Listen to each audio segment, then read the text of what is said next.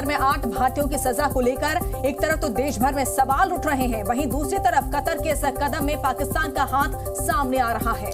जी news के पास इस बात के पुख्ता सबूत है कि कतर के सेना अध्यक्ष 12 अक्टूबर को पाकिस्तानी आर्मी चीफ के साथ थे, उनसे मुलाकात की थी, उनसे बात की थी और इस मुलाकात के दौरान भारतीयों के खिलाफ साजिश को रचा भी गया था। बड़ी तस्वीर जी न्यूज आपको दिखा रहा है। कतर का जो तालिबान कनेक्शन है इस बीच वो सामने आया है, तो वही कतर ने यूएस तालिबान डील को भी करवाया था। लगातार अपडेट सामने आ रही है। इस बीच जो जानकारी जी न्यूज आपके साथ साझा कर रहा है, दोहा में तालिबान के दफ्तर रहे हैं, सूत्रों के हवाले से एक खबर आई है। तो कतर का तालिबान कनेक्शन, इस पर अपडेट इस वक्त सामने आ रहा है। देखिए, जी न्यूज के पास इस बात के पुख्ता सबूत है कि कतर के सेना अध्यक्ष 12 अक्टूबर को पाकिस्तानी आर्मी चीफ से मिले थे और इस मुलाकात के दौरान भारतीयों के खिलाफ साजिश रची गई थी। तो कनेक्शन यहां पर पाकिस्तान का किस तरह से सामने आ रहा है और पाकिस्तान का हाथ सामने आ रहा है इस कदम के पीछे। तो कतर ने यूएस और तालिबान के डील को करवाया था, दोहा में तालिबान के दफ्तर रहे हैं, ऐसे सूत्रों के हवाले से इनपुट्स हैं। इस बीच आइए ग्राफिक्स के माध्यम से इस कतर और पाकिस्तान के कनेक्शन को बेहतर तरीके से समझते हैं। किस तरीके से ये जो कनेक्शन है कोई अपने आप में नया नहीं है, ये कनेक्शन आज का नहीं है, पुराना कनेक्शन है ये। बिल्कुल, हम आपको इस बारे में इसे लेकर पूरी जानकारी भी देंगे कि आखिर कैसे। देखिए, कतर और पाक का जो कनेक्शन है कब से, कतर के राजघराने शिकार के लिए पाकिस्तान आते थे। तो कतर पाक का कनेक्शन कोई नया नहीं है, तिलोर के शिकार के लिए पाकिस्तान आते थे। ये देखिए, ये कनेक्शन हम आपको बता रहे हैं, साल 2015 में प्रिंस शेख अब्दुल्ला को पकड़ा गया था।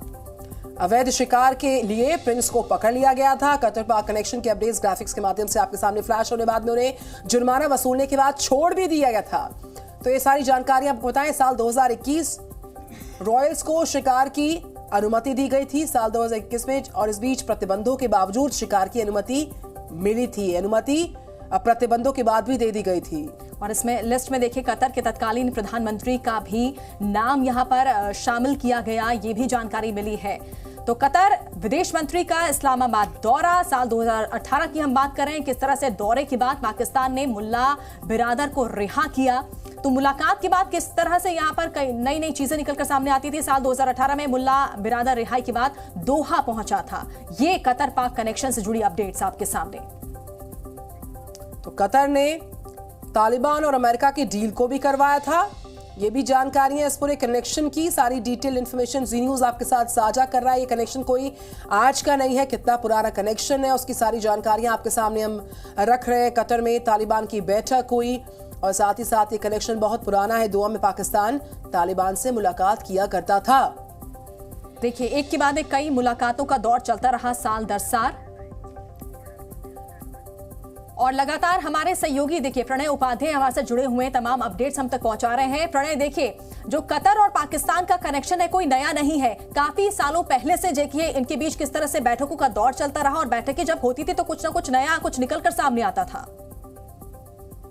देखिए, जाहिर तौर पर कतर और पाकिस्तान का कनेक्शन काफी पुराना है और दोनों के बीच में सैन्य संबंध भी काफी पुराने हैं और इस तरीके के हाई लेवल एक्सचेंजेस भी होते रहे हैं। लेकिन ये जो तस्वीरें सामने आ रही हैं, जो सवाल उठाए जा रहे हैं, ये सवाल इसलिए भी खड़े हो रहे हैं इसलिए क्योंकि कतर की तरफ से अभी तक आधिकारिक तौर पर जो 8 भारतीयों की सजा है उसको लेकर कुछ नहीं कहा गया। और अगर इन तस्वीरों का क्रम आप देखें और इन तस्वीरों की कड़ियों को यदि जोड़ने की कोशिश करें तो कहीं ना कहीं ये जो है कंजक्चर ही सही, लेकिन ये तमाम सवाल इसलिए खड़े हो रहे हैं कि कुछ हाई प्रोफाइल मीटिंग्स के बाद, क्योंकि 24 अगस्त 2022 को पाकिस्तान के प्रधानमंत्री शहबाज शरीफ कतर पहुंचते हैं, वहां उनकी मुलाकात होती है, हाई प्रोफाइल मीटिंग्स होती हैं। उसके बाद करीब 30 अगस्त के आसपास इन 8 भारतीयों को अचानक से गिरफ्तार कर लिया जाता है।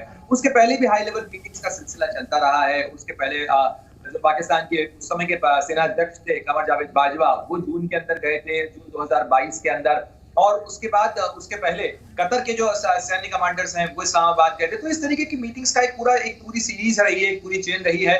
और इसलिए भी कहा जा सकता है क्योंकि फीफा वर्ल्ड कप जब होने वाला था तब पाकिस्तान ने अपने सैन्य दस्तों को कतर के अंदर भेजा था, अपने नौसैनिक जहाज कतर की मदद के लिए, क्योंकि कतर के पास सेना बहुत बड़ी नहीं है और गल्फ कंट्रीज में पाकिस्तान अपने आप को एक नेट सिक्योरिटी प्रोवाइडर की तरह पेश करता रहा है। तो ऐसे में कतर और पाकिस्तान के इन कनेक्शंस के साथ और कतर की चुप्पी का होना इन घटनाक्रमों को लेकर, इसीलिए ये तमाम सवाल खड़े हो रहे हैं। हालांकि इस पूरे घटनाक्रम पर जो कतर की चुप्पी है निश्चित तौर पर वही बहुत बड़ा सवाल है।